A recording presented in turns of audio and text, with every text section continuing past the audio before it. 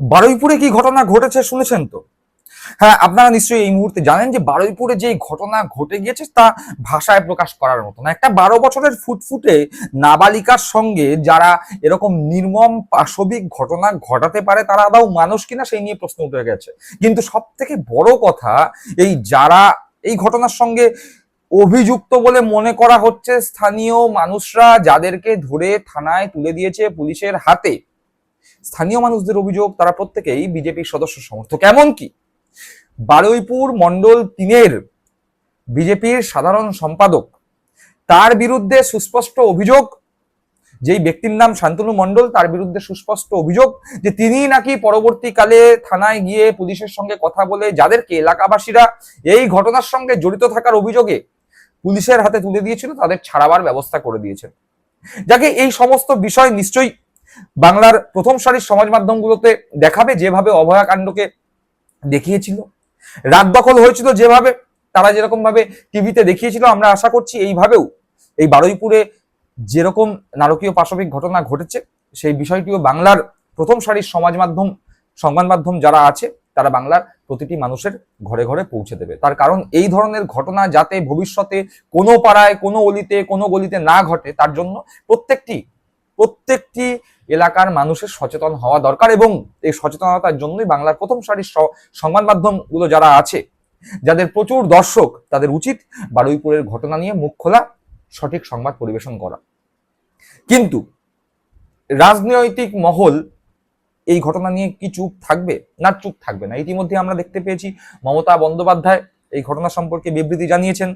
অভিষেক বন্দ্যোপাধ্যায় নির্যাতিতার মায়ের সঙ্গে ফোনে কথা বলেছেন, ভিডিও কলে কথা বলেছেন। মমতা বন্দ্যোপাধ্যায় নির্যাতিতার মায়ের সঙ্গে ফোনে কথা বলেছেন। মুখ্যমন্ত্রী শুভেন্দু অধিকারী নির্যাতিতার বাবার সঙ্গে ফোনে কথা বলেছেন, তাদেরকে ভবানী ভবনে ডেকে পাঠিয়েছেন। এই সমস্ত খবর আমরা দেখেছি। আমরা দেখতে পেয়েছি অভিষেক বন্দ্যোপাধ্যায়, মমতা বন্দ্যোপাধ্যায় বাড়ির সামনে ব্যাপক পুলিশ, কার্যত তাদেরকে হাউস অ্যারেস্ট করা হয়েছে। আমরা দেখতে পাচ্ছি যে এলাকার সাধারণ মানুষরা সংঘবদ্ধ হয়ে রাস্তায় নেমে পড়েছে।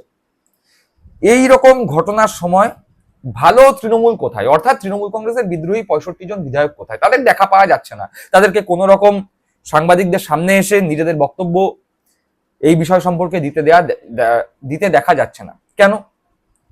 কিছুদিন আগে, মানে গতকালই এই ঘটনা প্রকাশ্যে আসার আগে পর্যন্ত তারা টিভির সামনে এসছেন, টিভিতে মুখ দেখিয়েছেন। দল, তৃণমূল কংগ্রেস দল, তাদেরই প্রতীক, তাদেরই ফান্ড, তাদেরই পার্টি অফিস, তাদেরই, তার সপক্ষে মতামত রেখেছেন। মমতা বন্দ্যোপাধ্যায়, অভিষেক বন্দ্যোপাধ্যায় মুন্ডপাত করেছেন। তারা তো করেছেন এগুলো, ভালো তৃণমূল কংগ্রেস। 65 জন বিদ্রোহী তৃণমূল কংগ্রেস, ঋতব্রত ব্যানার্জি, সন্দীপন সাহাদা, আখরুজ্জামানদের নেতৃত্বে চলা তৃণমূল কংগ্রেস, তারা কোথায়? তারা তো এই রাজ্যেরই বাসিন্দা, তারা তো এই রাজ্যের ভোটারদের ভোটেই জিতে এই রাজ্যেরই বিধায়ক হয়েছেন। তাহলে এই রাজ্যে যে ঘটনা ঘটে গেল সেই ঘটনা সম্পর্কে তারা মুখ খুলছেন না কেন? প্রশ্ন উঠবে। কিন্তু আরো জনপ্রতিনিধি আছে যারা তৃণমূল কংগ্রেসের প্রতীকেই জনপ্রতিনিধি হয়েছেন। মমতা ব্যানার্জির মুখ তৃণমূল কংগ্রেসের প্রতীককে সামনে রেখে তারা জনপ্রতিনিধি হয়েছেন।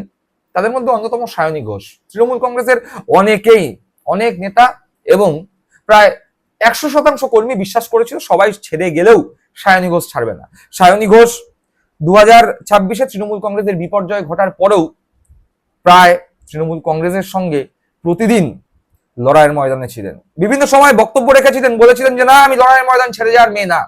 কিন্তু হঠাৎ করে দেখা গেল সায়নী ঘোষও নিজের চিরাচরিত শাড়ি ছেড়ে, হাওয়াই চটি ছেড়ে, জিন্স টপ পরে, মাথায় টুপি পরে দিল্লি গেলেন এবং বিদ্রোহী সাংসদদের সঙ্গে এনসিপিআই দলে মার্জ হয়ে গেছিলেন। সেই সায়নী ঘোষ এই বারুইপুর যে ঘটনা ঘটেছে সেই সম্পর্কে মুখ খুলেছেন। তিনি কি বললেন মুখ খুলে? তৃণমূল কংগ্রেস ছাড়ার পরে বলা যায় প্রায় একটা বিরাট বড় ফেসবুক পোস্ট তিনি করেছেন, মতামত জানিয়েছেন। কি বলছেন তিনি দেখি। সায়নী ঘোষ লিখছেন, বারুইপুরে ঘটে যাওয়া নারকীয় ঘটনাটির প্রেক্ষিতে আমি স্তম্ভিত এবং মর্মাহত। শোকাহত পরিবারকে সান্ত্বনা দেওয়ার ভাষা আমার নেই।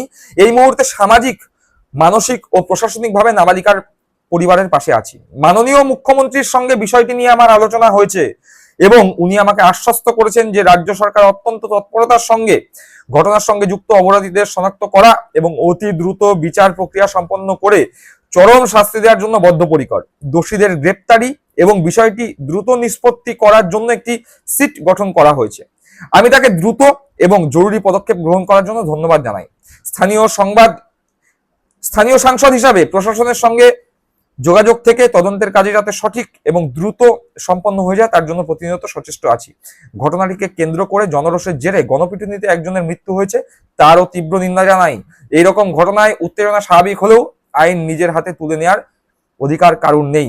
শোক সন্তপ্ত পরিবার এবং স্থানীয় জনগণের কাছে আবেদন করছি যে প্রশাসনের প্রতি আস্থা রেখে পুলিশকে তদন্তে সাহায্য করে এলাকায় শান্তি বজায় রাখতে প্রত্যেকে এগিয়ে আসুন। অর্থাৎ সায়নী ঘোষ সেই এলাকার স্থানীয় সাংসদ হিসাবে বলেছেন যে আমি এই ঘটনা নিয়ে শুভেন্দু অধিকারী মুখ্যমন্ত্রী তার সঙ্গে কথা বলেছি এবং বলেছি যাতে এই ঘটনার সঙ্গে জড়িত যারা তাদের প্রত্যেকের খুব কঠোর শাস্তি হয়। পাশাপাশি তিনি মুখ্যমন্ত্রী শুভেন্দু অধিকারীকে ধন্যবাদ জানিয়েছেন, বলছেন যে সিট গঠন করা হয়েছে, দ্রুততার সঙ্গে পদক্ষেপ করা হয়েছে, তার জন্য তিনি ধন্যবাদ জানাচ্ছেন। কিন্তু ঘটনা হচ্ছে তিনি স্থানীয় সাংসদ হিসাবে মুখ্যমন্ত্রীর সঙ্গে কথা বলবেন, এতে কোনো অন্যায়ের কিছু নেই। তিনি মুখ্যমন্ত্রী যে শুভেন্দু অধিকারী ঘটনা ঘটার সামনে আসার সঙ্গে সঙ্গে কিছুক্ষণের মধ্যেই সম্পূর্ণ তদন্তের জন্য সিট গঠন করেছেন, যথেষ্ট প্রশংসনীয় পদক্ষেপ। আমরাও শুভেন্দু অধিকারীর এই পদক্ষেপ সম্পর্কে প্রশংসা করছি। কিন্তু স্থানীয় সাংসদ হিসাবে সায়নী ঘোষ, আপনি কেন নির্যাতিতার পরিবারের সঙ্গে গিয়ে দেখা করেননি? আপনি তো স্থানীয় সাংসদ, আপনি তো সেই এলাকার মানুষদের সাংসদ। হয়তোবা যেই পরিবারের সঙ্গে এই ঘটনা ঘটেছে তারাও আপনাকে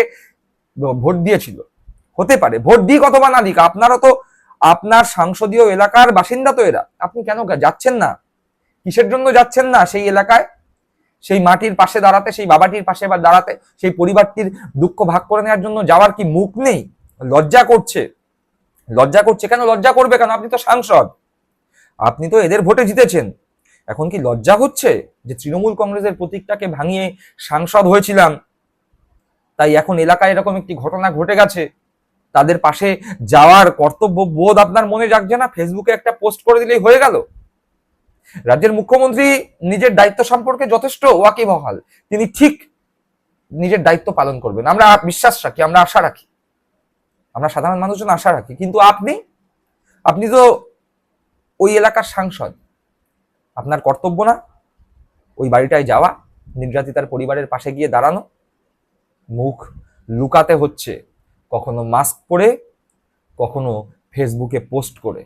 রাস্তায় বেরোনোর মুরদ নেই, রাস্তায় বেরিয়ে জনসমক্ষে আসার যে মেরুদণ্ড, সেই মেরুদণ্ডটাও বোধহয় এখন বেঁকে গেছে। জানি না কবে আপনারা রাস্তায় বেরোতে পারবেন, আমরা আশা রাখি নিশ্চয়ই আপনারা রাস্তায় বেরিয়ে জনসমক্ষে আসবেন।